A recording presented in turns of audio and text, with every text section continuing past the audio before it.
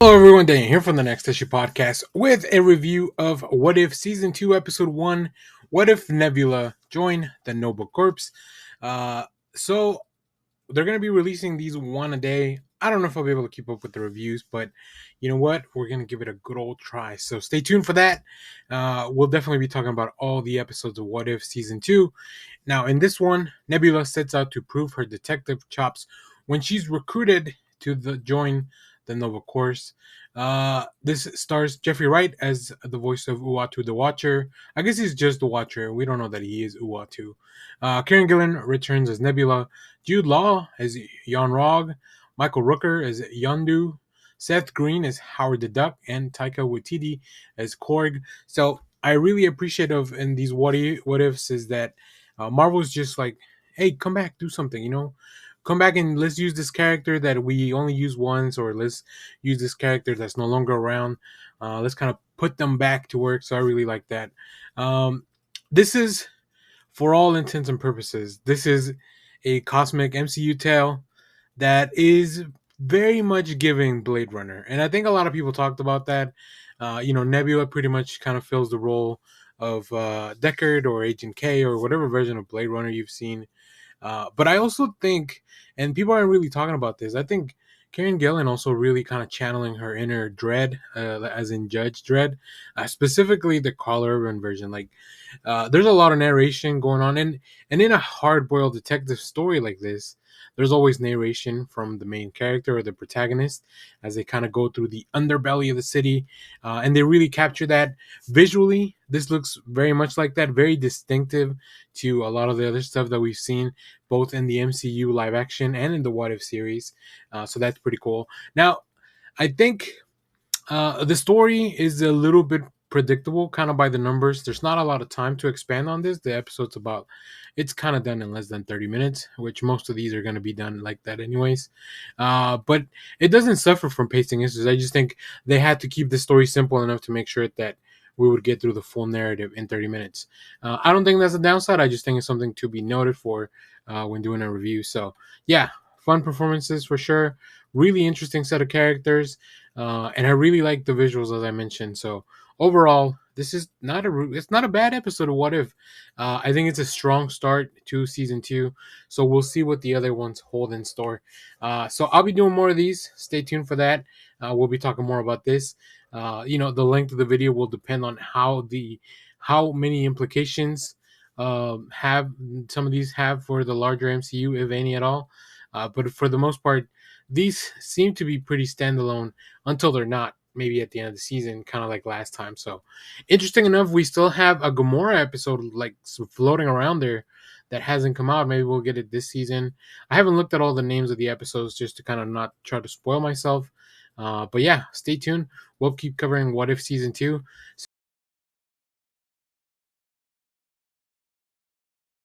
Hello everyone, Daniel here from the Next Issue Podcast. On today's video, I'll be doing a review for What If Season 2, Episode 2, What If Peter Quill Attacked Earth's Mightiest Heroes. Uh, so before I get into the synopsis, as I go into the cast, there'll probably be some spoilers for like the characters that show up, which also may give away a little bit of the plot. So keep that in mind. So maybe spoilers ahead as I talk about the synopsis and the cast for the voice actors. So in this one, we have a young Peter Quill comes back to Earth, and only the Earth's mightiest heroes can come together to confront him, but also there lies a bigger threat. This stars Jeffrey Wright as the Watcher, Michael Douglas as Dr. Pym, aka Ant-Man, Haley Atwell as Peggy Carter, John Slattery as Howard Stark, Kurt Russell as Ego, Chris Hemsworth as Thor, Lawrence Fishburne as Dr. Bill Foster, aka Goliath, Sebastian Stan, Bucky Barnes, aka the Winter Soldier, Atanda Kani voices King T'Chaka, aka the Black Panther, and Madeline McGraw voices Hope Van Dyne, and Carrie Tombazian voices Wendy Lawson, aka Marvel, who in the Captain Marvel movie was originally portrayed by Annette Bening. So for the most part, they got pretty much everyone back. So this was a really interesting one. I think the premise and the first few minutes of this to me were really interesting, right? We have a young Peter Quill that was actually delivered to Ego by Yondu, as opposed to Yondu kind of keeping him and having him grow up, become Star Lord, all that stuff, like we know from the main MCU movies. But in this version, he connects with Ego as a young child, and he just wants to kind of come back home, but he comes back with all the powers of a celestial that are maybe not fully in his control. He really just wants to go home, and that's kind of where Shield, or the form of Shield that is currently out there, uh, figures out they need a team to put together to stop them. Now, really interesting for the writers of the MCU to kind of try to figure out who is kind of available at the time of all this happening. We are in the mid '80s, I believe. So of course, Hank Pym would be around. Peggy Carter, of course, working for Shield. Howard Stark, same, working for Shield.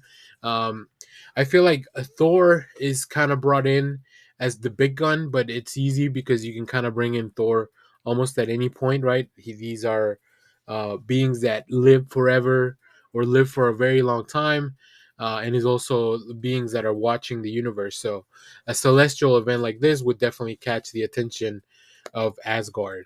Um, I think bringing in Bill Foster, Goliath, very smart choice because we know he has a history with Hank Pym. I also I was very surprised that they brought in the Winter Soldier. Uh, Obviously, in this version of the MCU, the Winter Soldier had not been revealed because that happens way later on. But Peggy and Howard do recognize Bucky, so it's kind of interesting that there is a dynamic there. Also, we get to see King T'Chaka in action as the Black Panther because we knew that he was the former Black Panther. We saw it in the flashback scenes of the first Black Panther movie. And then, interestingly enough, we get to see Marvel, who it's not fully like I don't think she fully explains to the group like what her deal is. They just know that she's a very good scientist and has a really fast ship. She's helped them out with the Tesseract, so like that's kind of where all that goes. We don't see a young Nick Fury, which is interesting. Maybe this was way before his time, as we know in the '90s in the Captain Marvel movie, he was still kind of a desk field agent for Shield. So he hadn't really rose through the ranks in the '80s. Um, but yeah, I think the story itself and the twist, putting the team together, that was kind of fun. I feel like the premise then kind of goes in the direction that you would expect it to go, where like Ego's really the threat, and because they're not gonna have the Avengers fully fight a young child, right? There is a fight, but they just kind of capture him, and I think that's fun. But it was you have to play it safe. You can really have the Avengers, Earth's Mightiest Heroes, confronting a child and maybe even like destroying a child, even if it happens to be a celestial. So Ego does end up being the main threat. They all kind of team up. I do like that they have a young Hope Van Dyne kind of come in, and she's the one that kind of saves the day. She is the one that actually talks to a young Peter, and they share. They both lost their mothers, and they have that in common, so they share on that. So there's some good stuff. There's some fun stuff here. I think it's a fun premise. I don't know that the execution fully nails it. There's some really exciting moments of just seeing like some of these characters that we've never seen fight. Especially like seeing Goliath be the first one to like kind of turn big, like I think that's pretty cool. Maybe some of that work is what Hank ended up basing his others, his particles to also get big in the future, like how Ant-Man gets big. So really interesting, of course, seeing Peggy and Howard still be involved this much. But yeah, overall, I think this one it wasn't my favorite one. I think so far I enjoyed the first one more than this one, but this one was also still pretty enjoyable. These are like 25 minutes long, so it's not a lot. Still, the animation, I know a lot of people don't really enjoy it. I don't mind it. It's kind of grown on me since the first season. I was talking during the live stream that we had this weekend. It reminds me almost like it's a little blocky. It reminds me of one of my favorite artists, Phil Noto, kind of like his, where it's like it looks a little bit photorealistic, but also looks a little bit blocky and stylized. So it's really interesting. It's an interesting mix. I hope that the animators are getting enough time to work on all this stuff. But yeah, overall, really cool to hear all these actors come back to do some different stuff. and we'll be talking about more of these in the future. So stay tuned for that. So.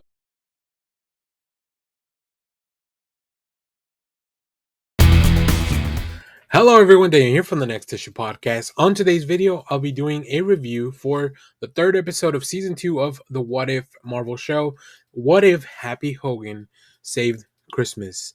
Now, as I mentioned in my previous videos, because I will be going extensively through the cast, that may be a little bit spoilery. I'll also talk about some of the details of the plot. So, if you haven't seen this, we're gonna have spoilers up ahead. So come, go watch the episode, come back. It's only about 25 minutes. And then you can watch the video.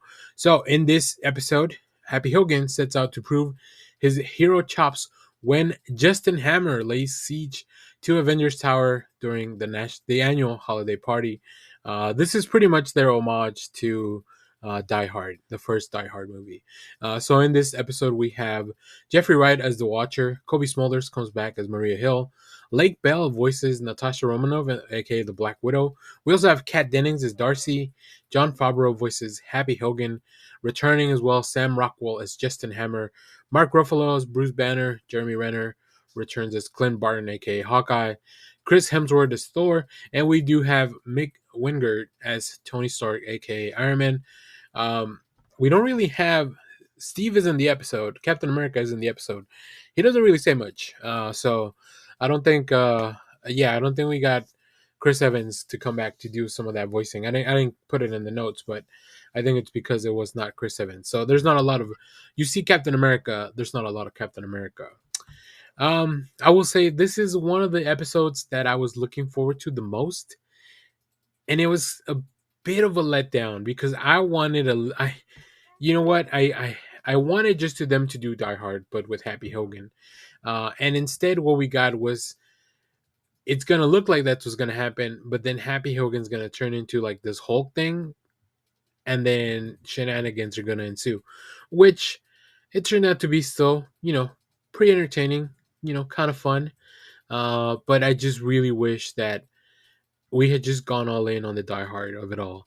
Also, I feel like they only made the design of that whole character that Happy turns into so grotesque and weird to kind of throw everyone off with the episode starts with like them fighting this giant purple hulkling like the Avengers, and then it flashes back to 2 hours earlier, and then you kind of see how they got there. I don't know that it was worth sacrificing the design. I think it would have been cool for Happy to look like I don't know. It almost looked like they were going for some halfway point between Abomination and Hulk, and I guess that kind of makes sense, like within the MCU logic, because only Bruce Banner would be the one that kind of looks like a Hulk. Everything else would be a little bit of an abomination of his work, even if Tony Stark is the one working on the blood. Also, why is Tony fucking around with Iron Man with Hulk blood? He should know better. With this and then him costing Ultron, like Tony's just kind of a fuck up. One of the highlights, though, I think Kat Dennings returning as Darcy, who continues to intern wherever she goes in the MCU. That's really funny. It's a really fun running joke. Um, I think Darcy must come from like a wealthy family or have some kind of like Stark Foundation scholarship or something that maybe Shield has arranged, because otherwise, how does she make a living if she just kind of interns at different places and has been in school forever? Also, another highlight, Sam Rockwell. I wish they had leaned more into it, but it's really nice to have him back. I always wondered like why they haven't used the character of Justin Hammer more.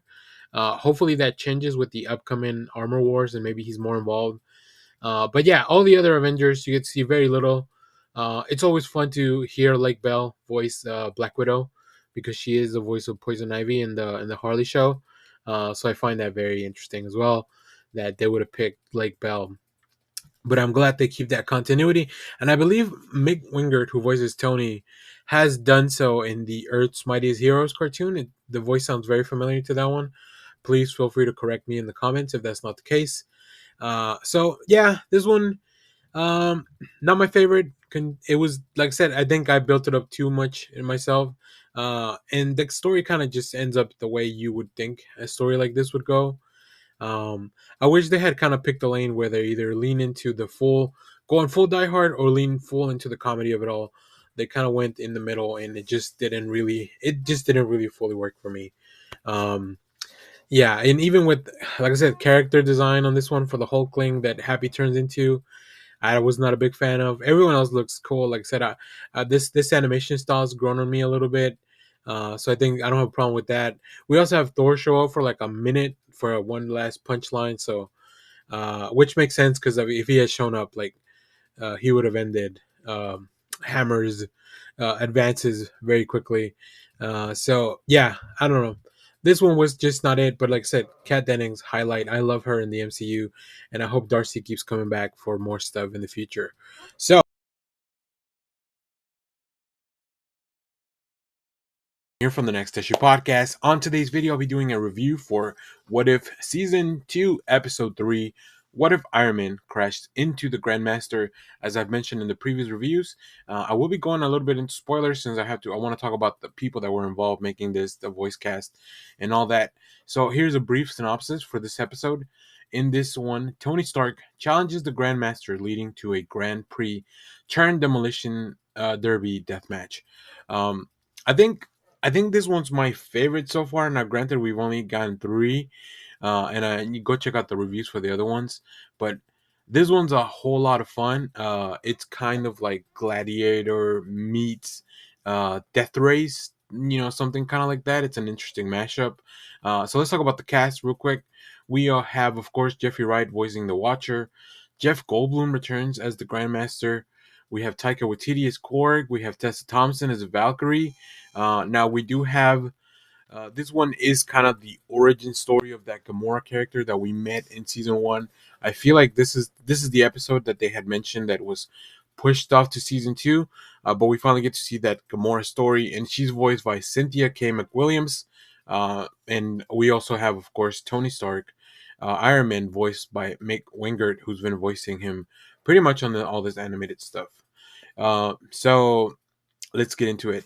I really like the twist here of like, what if Iron Man, when in the battle of the Avengers in 2012, when he took the nuke back into the hole, like what if he hadn't been able to make it back through that wormhole that Thanos was creating, and instead he ended up in Sakaar. Uh, really cool stuff. Of course, Sakaar is very different. Well, it's kind of different. I think obviously the Hulk wouldn't be there as a champion yet, but we do have somebody who's we're very familiar with. Valkyrie was there already at the time. So yeah, of course the Grandmaster just wants spectacle and just wants to, do what he does the Grandmaster things. And I think it's really fun to have Jeff Goldblum come back to do the voice. He's always been like, I just love Jeff Goldblum. I think he adds so much more fun to whatever project he's working on, even if it's just a voice. So yeah, this episode is a little bit silly. It's almost like I said death race, but it's also like wacky razors almost. There's some kind of medium there, but what I really like here is that, of course, we get to see how did we get to that Gamora that became part of the multiversal Avengers at the end of season one, but also how do we get Tony back, right? Because I feel like Tony's story, even in these what ifs, has to finish with him eventually coming back to Earth, and that's definitely his mission. But he also Tony's a hero, and he wants to free Sakaar. He wants to, as he mentions in the episode, he wants to leave it better than the way he found it. So very cool. Like I just really like that. It's an interesting thing about Tony's character. Um, there's some really good, fun jokes, fun gags. Korg is in this episode, of course, voiced by Taika Waititi. So like, there's gonna be some great humor. And as I've mentioned, visually, I feel like they haven't taken too many risks with the visuals. This one definitely nails the aesthetic of like Sakaar that we saw in the film. But like I said, I think if you're not on board with the animation at this point, it's not. I don't feel like they're changing it. I don't feel like they're going in different directions, even though they probably should, because that's kind of the cool part about a what if. Like you have this multiverse and everything kind of looks the same, but we've already talked about that. So at this point, it's just kind of like we're here. Let's just kind of keep doing it. So yeah, really fun stuff. Like I said, my favorite one so far. I'll probably rank these at the end of the season. But stay tuned. We'll keep dropping these hopefully daily. So if you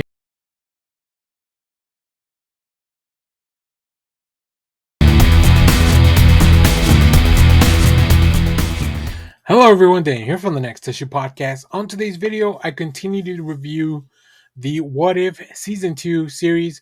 In this one, we are talking about Episode 5 of Season 2, What If Captain Carter Fought the Hydra Stomper. Now, you remember, we've seen Captain Carter on What If in previous seasons, and Season 1. Also, the Hydra Stomper was a big part of her story, piloted by the one Steve Rogers. So, in this episode, Captain Carter's mission to save Steve Rogers sets her on a collision course with new enemies. As I've mentioned before, we will probably get a little bit into spoilers, so if you haven't seen the episode, go check it out and then come back and watch the video, especially because I'll talk about the cast, and then that leads to talking a little bit about the synopsis. There's also a really cool ending little tease at the end of this, which is really hinting at another episode that's been announced. So I'm very excited. This was probably, I will say, probably my favorite episode of this season 2 so far.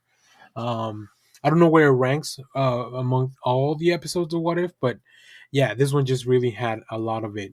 It combined elements from two of my favorite movies, which is The Winter Soldier and the Black Widow movie. Like, I really like the themes, the spy thriller themes of both of those. Takes a lot of that and it just kind of remixes it together. So let's talk about the cast. We have Jeffrey Wright as the Watcher, Haley Atwell voices Captain Carter, aka Peggy Carter, Lake Bell once again as Natasha Romanoff, aka the Black Widow. Josh Keaton voices Steve Rogers, who is piloting the Hydra Stomper. Um, and it makes kind of sense that they have they sound a little bit different because this is a Steve Rogers that never got the super soldier serum as we saw in season 1. So he's not as big, he's not as buff, maybe his voice is not as deep as Chris Evans, but Josh Keaton does a fantastic job voicing Steve Rogers. We also have Rachel Weisz returning as Melina, her character from the Black Widow movie. So I'll talk about the last few characters. We also have Sam Jackson as Nick Fury. We have Sebastian Stan as a version of Bucky. So yeah, as I mentioned, this episode takes elements from the Winter storyline and really readapts them for Peggy Carter. Right in this episode, we're in the present of around 2012 when it would have been the first Avengers movie. Uh, and the Avengers are formed. They include now Captain Carter instead of Steve Rogers, so things have changed. But we get to see Black Widow and Captain Carter work together a lot. They are kind of all in on it for Shield, as we saw Captain America and Natasha in the Winter Soldier movie. So pretty much it's kind of the same plot, but instead of discovering the Winter Soldier, they discover that uh, the Hydra Stomper has been used, but instead of being used by Hydra or another entity, they bring in the Red Room from the Black Widow movie, and that's where Rachel Weisz's character comes in. So yeah, just that combination of those two plots and smashing them together, the chemistry between the character of Peggy and Natasha, just like it plays off so well. Because they make a really good team, just like Steve and Natasha made a good team, they also make a really good team. But of course, Captain Carter is very different than Steve Rogers was, like both attitude wise. They can both kick a lot of ass, but they approach problems very differently. And then when we get the full reveal of like what the Hydra Stompers really after, what the mission is, and then of course the reveal of the Red Room and all that, just really really fun stuff. Like I said, I really enjoyed this one. The animation looked fantastic. We had some really cool fights. A little bit of a repetitive element and maybe some power scaling that doesn't fully work out, but I'm willing to overlook some of that stuff for the sake of the story. We also get to see Crossbones here, as in his, he's still a Rumlow, and so Frank Grillo gets to come back and voice that character because at this point Hydra maybe doesn't exist in the same iteration. so these characters maybe are not betraying Shield. I don't know. And of course, the revelation that Bucky, is now the character that was Robert Redford in The Winter Soldier. He is the director of Shield. Uh, just really really cool stuff overall. So now here comes the big spoiler. After everything is done, Captain Carter is zooped away by a portal that even disappears from the Watcher's vision. Even the Watcher doesn't know what the hell just happened. And then we get a little tease of a Nick Fury and a Scarlet Witch that don't look fully contemporary. You might say they belong to the year 1602. So there's your tease for that episode. Now, it's not the next episode, I believe. The next episode is going to introduce that new character that's MCU exclusive. The 1602 episode, based on the Neil Gaiman book, should be coming. And that book was all about getting a man at a time into a different time. So it looks like we are doing something very similar with Captain Carter, who is a woman at a time. So really, really cool stuff.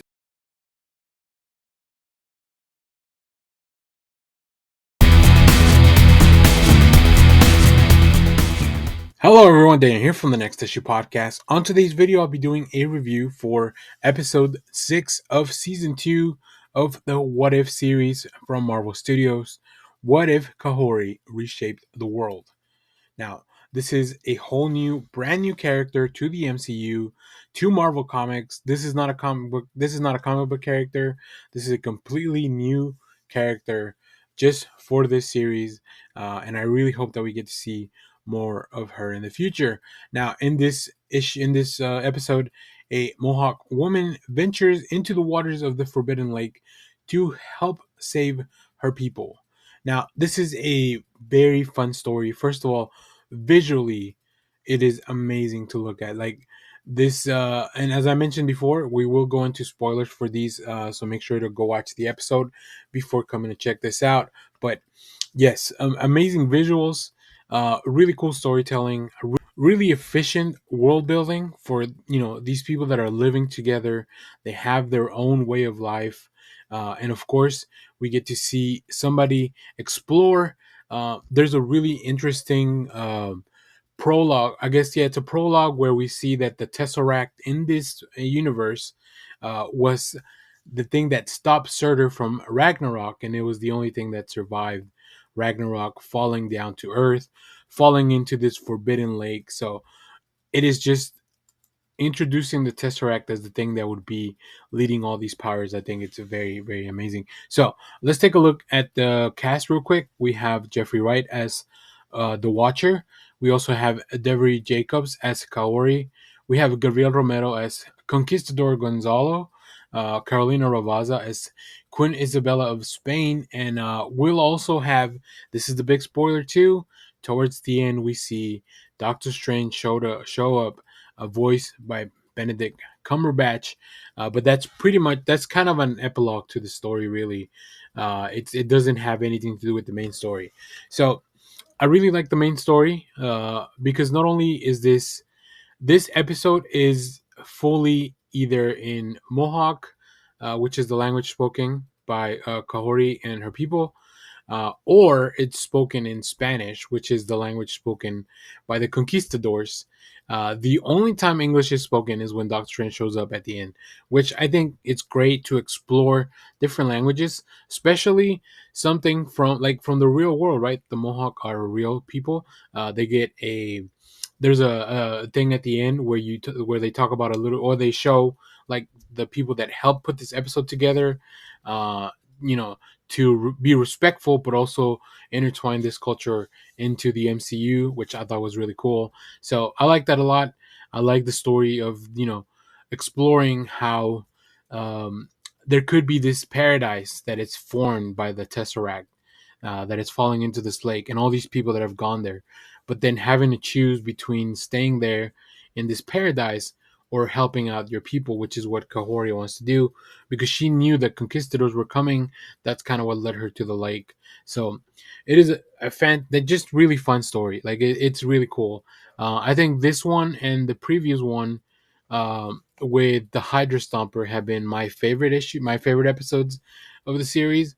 I'll probably do a whole ranking at the end of the season, just to once we get through all of them. But you can tell that not only are we telling really fun stories in the main part of the episode, in the last few seconds, we still get to build a larger story, and that has only happened in a couple of these episodes. Really, not every episode is leading to a larger story. So as I mentioned, we have some really cool visuals you've probably seen in the trailer. A lot of the blue light shining from the Tesseract powers, Kahori, and the people that obtain this power. It's really like they can pretty much do anything.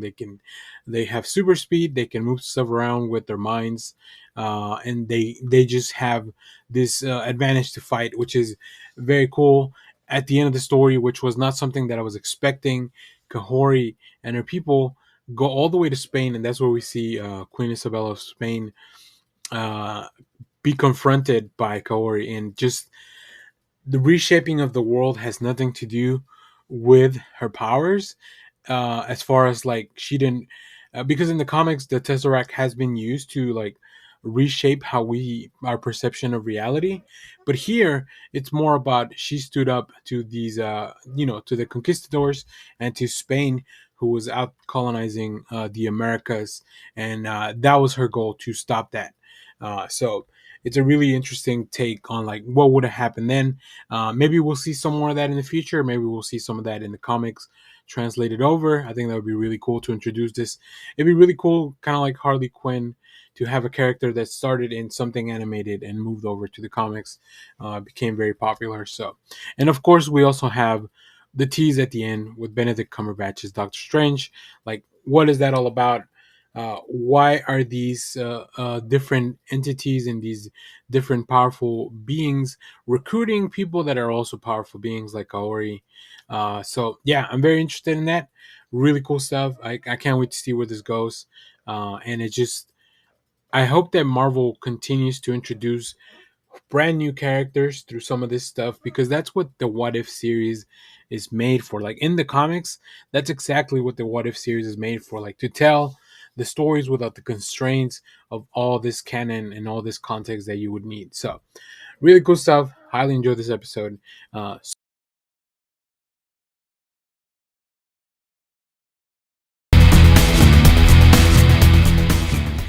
Hello everyone, Dan here from the Next Issue Podcast. On today's video, I'll be doing a review for What If Season 2, Episode 7, What If Hela Found the Ten Rings.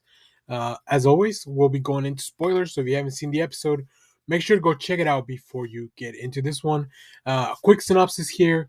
Hela, stripped of her powers and banished to Earth, aka Midgard, comes across a new source of power, the Ten Rings.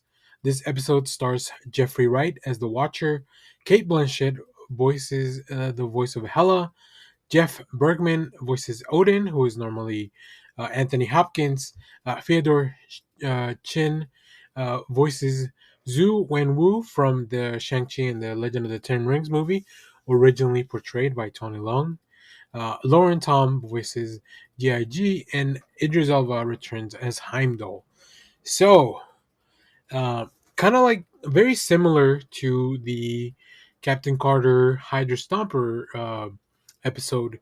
This one takes two previous kind of movies, which is really the plot of the first Thor movie and also the Ten Rings, and kind of smashes them together to see what we would get out of that. And I think what we got was a really, really fun episode. First of all, Hela, I feel like it's a very underutilized character from the films. I think she should have been doing more. She should have been a bigger bad. As much as I love her in Thor Ragnarok, like I really wanted to see more of that character. Kate Blanchett is fantastic in the role, so having her come back to voice Hela, it's really, really great. It's a really fun turn to the character. It's definitely a very similar arc to what Thor experiences on the first film, where Hela has to become worthy of her powers in a different way than Thor had to become worthy. Really interesting stuff. Also, this really shows that Odin has just been terrible to all his children. They all deserve better. Odin is a terrible dad, and I think even though we already knew that, this episode itself really dives deep into that. But it's really cool to see Wenwu in back in before any of the modern times that we see in the Shang-Chi film. Really cool to explore a lot of those same um, ideas and themes of getting to the hidden forest. Morris shows up, which in this episode he doesn't really have a name because the Mandarin hasn't been isn't there to really name him, right. So it's really cool. So yeah, it starts with Odin banishing Hela to Earth. The story is very similar, right? Hela was Odin's sword, pretty much, to conquer the realms, but her ambitions kept going. So instead of vanishing Hela to hell, like we know in the original story, she is vanished to Midgard, and her crown there's a spell put upon that she must learn how to show mercy in order to be worthy of wearing her crown and of having her powers. Um, but of course, in this iteration, Wenwu is kind of ruling the world, really, as with the Ten Rings, and runs into Hela's power. They run into each other. They have a very interesting relationship where I almost thought they were going to kind of pair them up, and Hela was going to eventually betray Wenwu and steal the rings. This is not that, which I think they went in an even better direction. I think feel like that would have been the easy story, that Hela betrays Wenwu, steals the rings, but instead they kind of made them allies, and they sent Hela to train with in their realm behind the hidden forest where Shang Chi's family lives in the movie. um, so she trains there with Jiayi, who shows a lot of the same moves that we saw Michelle Yeoh's character portray, and a lot of that stuff is kind of transferred over to the current Guardian there.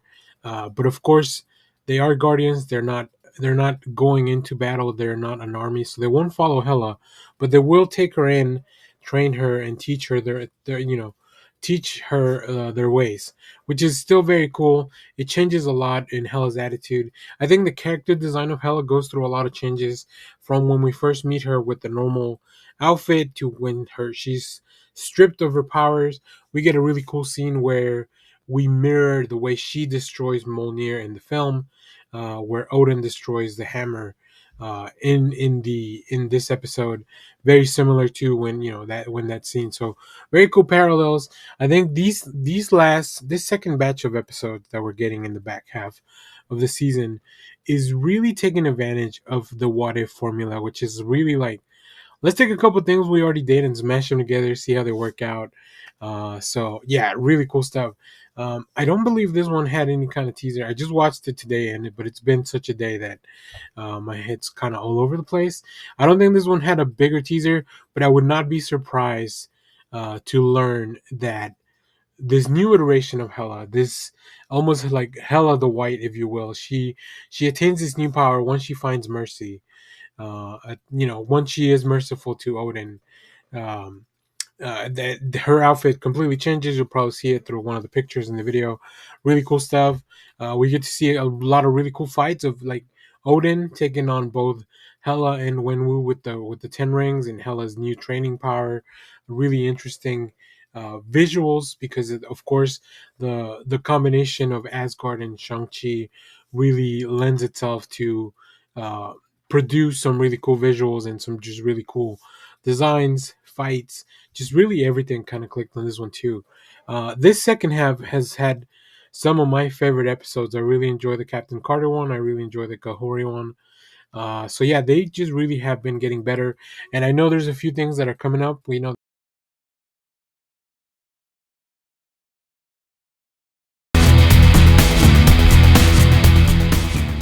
Hello everyone, Daniel here from the Next Issue Podcast. On today's video, I'll be doing a review of What If Season 2, Episode 8, What If the Avengers Assembled in 1602.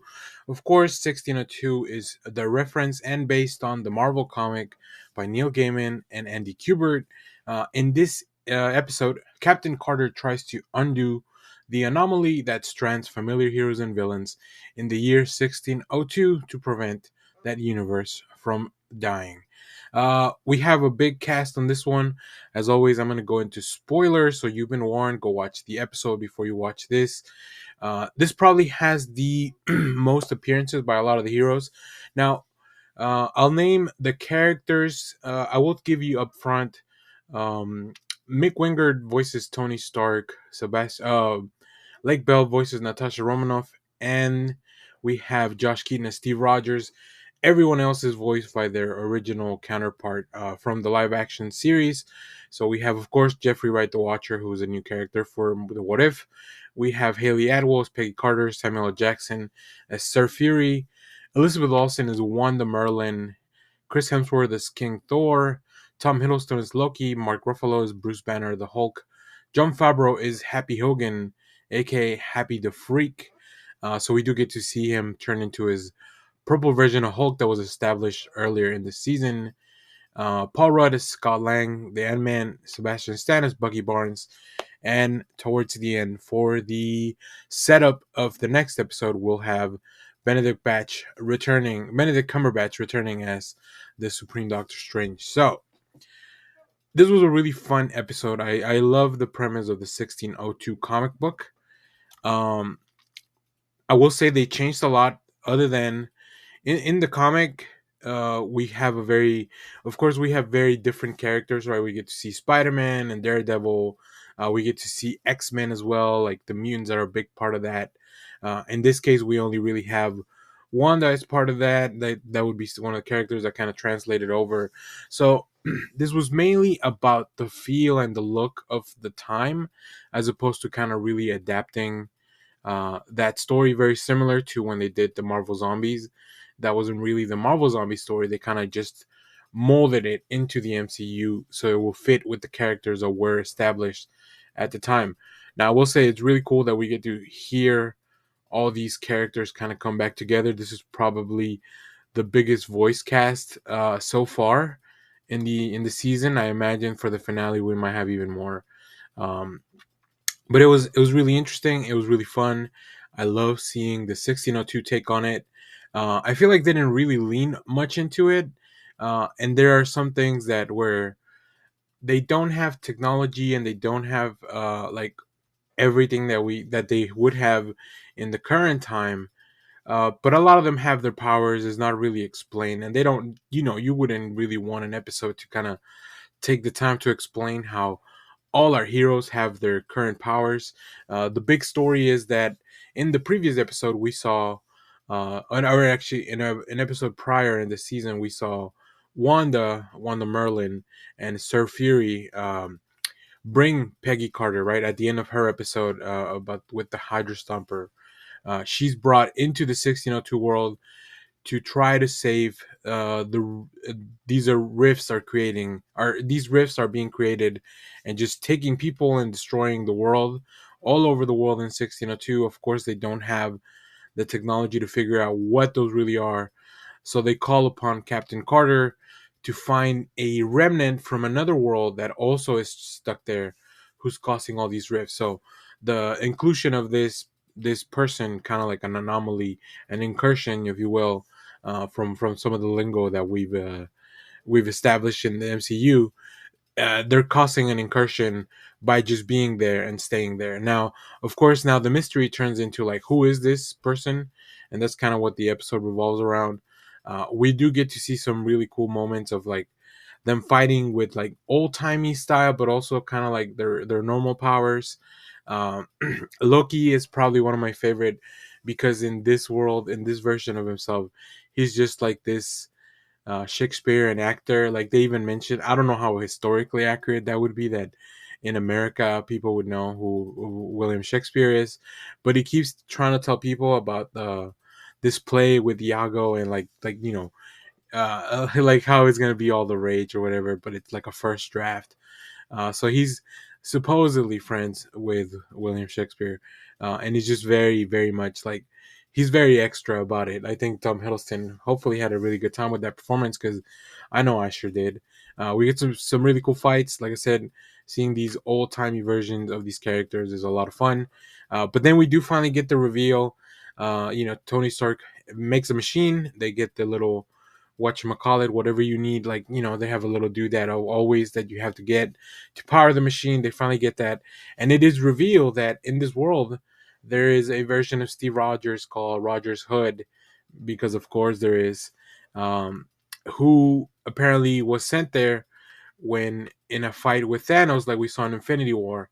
He hits his gauntlet with the shield, knocking the time stone, but then that also causes him to kind of be slung back to this 1602 world, and that's what was causing the rift. So overall, the story makes sense thematically, because then you finally have Peggy and Steve Rogers together again, but then they realize that they can be together, even if they're different versions of each other, uh, because Steve needs to leave this universe, otherwise they will die, and ultimately that's what ends up happening. So yeah, we get to see.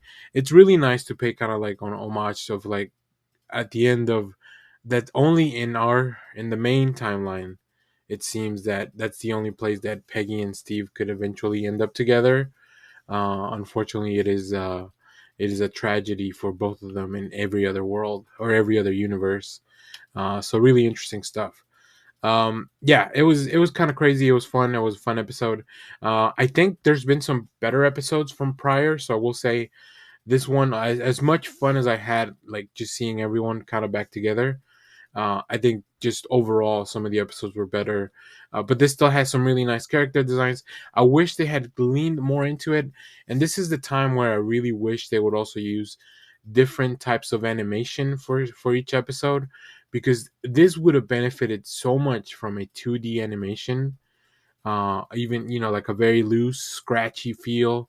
I think that would have been cool, but the animation style that the CG animation that they have is so polished that sometimes sometimes you kind of forget you are in 1602, because everything just looks so cool and kind of modern. So that's my only main gripe, I would say. Of course, we get a little stinger at the end. These stingers happen before the credits, but uh, the Supreme Doctor Strange that we met last season fighting with Ultron shows up, and Peggy, of course, knows him because they fought together. So they figure out he needs her help, and that's kind of where we leave off, and that'll be in the finale, I'm sure.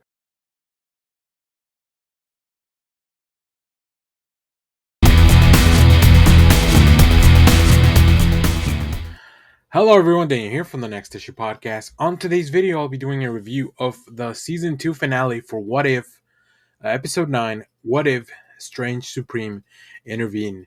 So here we are. The finale has been building pretty much not the whole season, but the back half of the season has definitely been dropping a little hints of like what was to come. We started to see Peggy Carter become kind of the main focus of the storyline, and at the end of last episode, we saw that this Strange Supreme finally showed up again. So I will be going into spoilers. So be wary of that. If you haven't seen the episode, go check it out. Go check out the whole season, because I'll probably be talking about the whole season, just at least how it relates to this episode. Uh, as far as the cast, the main cast, we have Jeffrey Wright as the Watcher, Haley Atwell as Peggy Carter, aka Captain Carter, Benedict Cumberbatch as Strange Supreme, and we have the return of Derry Jacobs as Kahori, one of the MCU original characters that were created for this. Um, so, this was a really, really fun episode. I think what they have been building and put together, I don't think, I feel like there's a kind of a turn on this episode where there's a bit of a deception by Strange Supreme. I feel like that was coming. Like they telegraphed that pretty much. So that really wasn't. It wasn't like a mystery to solve or anything like that. It was actually a pretty straightforward story of like, you know, Strange Supreme for whatever reason wants to get his world back that he destroyed. We all know that it's because he wants to get Christine back. So while doing this, he's collecting all these powerful universes. Right. Last we saw all these powerful villains and heroes from the multiverse. Last we saw Strange Supreme, he was locked in battle with the Ultron that had all the Infinity Stones and all that stuff, like like the I guess the Ultimate Ultron, I believe it was called. They were locked in battle, but we don't even need to know how Strange Supreme kind of won and got out of that, because the last we saw they were both kind of imprisoned for that. Of course, him being out would let us in seeing him in the previous episodes, being let out, right? Because we saw him recruit Kahori. We also saw him go back and get Peggy. This to me tells me that okay, he won somehow. Whatever, that's not the important part. Uh, but yeah, he recruits Peggy. He needs her help to find this runaway from his. He's been capturing all these universe-ending threats, so he needs one more. For whatever he's doing, he says he's trying to save all these universes. Obviously, that's not the case. So he sends Peggy Carter after who we find out to be Kahori. So really nice to see David Jacobs and this new character back. Um, and they figure out that of course Strange is up to something. He built this machine, the Forge they call it, where he's just gonna throw all these beings, both heroes, villains, everyone that he's captured from throughout the multiverse, and sacrifice them to bring back his own world. And this is kind of where things really just break out of control, because we get to see all these really cool versions. Like we get to see a Killmonger with the Ultron armor, as I think we saw that maybe in a previous episode, or it seemed very familiar. We get to see all the villains. We get to see Ultron, Thanos, like just everyone shows up. There's so many Easter eggs. Hopefully I've been able to edit in some of the visuals and pictures. But we get to see multiple versions of Thor, Loki. There's a really fun cowboy Loki that I want more information on. Just a really funny design. We have a Rocket Raccoon. We have Hela shows up. Just everyone you could imagine. We have a Hulk version that feels like almost collector like, or maybe the Maestro hints at. We get to see the return of Wanda Zombie, which is really really cool. That's one of probably my favorite sequences. So we have both Kahori and Peggy trying to both simultaneously stop Doctor Strange and also not get killed by any of these threats that they've unleashed to try to escape. So I will say one of the things in my head, just as a fan of comics and a fan of these shows, is I was like, wait, how does the power scaling work now? Because how does a being that Kahori is powered by one of the stones, but then some of these beings have multiple stones in their in their armor or whatever the case. They have gauntlets. Like all these people are on universe killers. So like, how does that work? I didn't worry too much about it. Um, I do love that we made kind of Peggy our main character and we're following her story. It's kind of a nice mirroring of like seeing Steve kind of go through everything in the sacred timeline universe that we are following in the live action stuff. As I mentioned, I love seeing Kahori back. I thought she was a really cool character, and I knew we were going to see her back again because of the way her episode ended. So it's really cool to see her stretch her powers even more. I think she keeps learning how to control them even better. Um, I'll also say this: at some point, it really felt like there's a sequence where Peggy has the Ultron armor that she stole from a Killmonger version that was wearing it, and she's wielding her shield, and Hela, like all these characters that are on the verge of being thrown into the forge, like lend her their weapons. Like so, she has the 10 rings. Mjolnir, she has Hela's crown, like a spear of destiny type of thing that some Hulk throws at her. The scepter, like all these weapons that are like super powerful. And to me, it just felt like a kid playing with your toys, and you just kind of like grab all the accessories from all your toys and you put them on like your favorite your favorite character. That was really fun. And of course this has a really cool resolution where Steve, sorry, Doctor Strange turns into like this demon Strange, right? Because he had all those demons and all those creatures that he kind of had inside of him, but also his grief is really that big demon that's kind of driving him trying to get his world back and trying to get Christine back. So we do see that. We get to see how that plays out. They have a big battle. Ultimately, Doctor Strange, Supreme Strange, falls into the forge. He sacrifices himself to stop the machine and to bring his world back, but now without him. So, and we have a really nice thing at the end where the Watcher, who has been communicating with Peggy, but really not intervening throughout the whole season, really, um, he lets Peggy know, like, all right, let's go home. And then Peggy has to take the scenic route. So we see the tree of life, Yggdrasil, I think it's called, like where we saw it, same tree that Loki turned into at the end of season 2. Spoilers if you haven't seen that, I guess. Sorry about that.